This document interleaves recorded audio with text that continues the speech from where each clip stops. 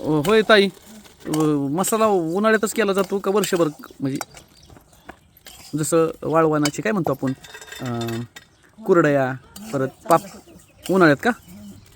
आयत्या आणण्यात आणि ह्याच्यात फरक काय पडतो बरं? विकत दुकानात घ्यायचं म्हटलं तर आणि घरी करणं तर फरक काय राहतो?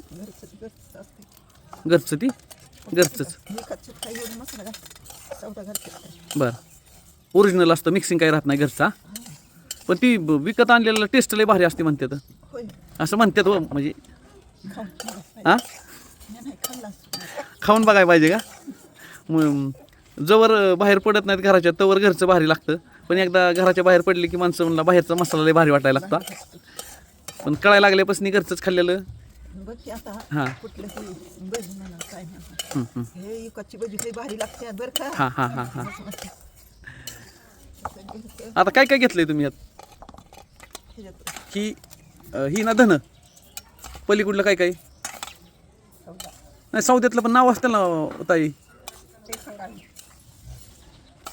तर मित्रांनो, मी आलो आहे आमच्या ताईंच्या घरी आणि त्यांची लाडकी लेक यात्रेला आलेली आहे आणि दोघी जणी मसाला बनवण्याचं काम करतात. घरातील गृहिणीला महत्त्वाचा मुद्दा असतो मसाला. म्हणजे आपण जे जेवण खात असतो चविष्ट, त्यात हा सगळ्यात महत्त्वाचा विषय. आणि बरंच काय घेतलं त्यात, खोबरं आहे, त्याच्यानंतर वेलदोड सुद्धा टाकतात होय. हां होय हो, मी पहिल्यांदाच बघतो वेलदोड मसाल्यात.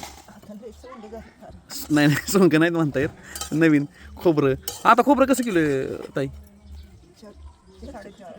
450 रुपये किलो. मग वाटत नाही एखादं नारळाचं झाड असावं दारात. खडक जागेचा प्रश्न आहे, मोकळ्या पटांगणात. ताई झाडं लावलेत मी शेडवर, जेव्हा फळं येतील ना तेव्हा लय नाही पण थोडे तरी तुम्हाला पोच करेल. आहे का विश्वास माझ्यावर? आहे ना? ती पलीकडे पण ती तमालपत्र आहे ना, पलीकडे पान आहेत ती. आणि त्या अलीकडलं काय त्या का? हां, मला जरा जहा ही वेलदोडे बरोबर ह्याच्यात ती काय विलायची. हां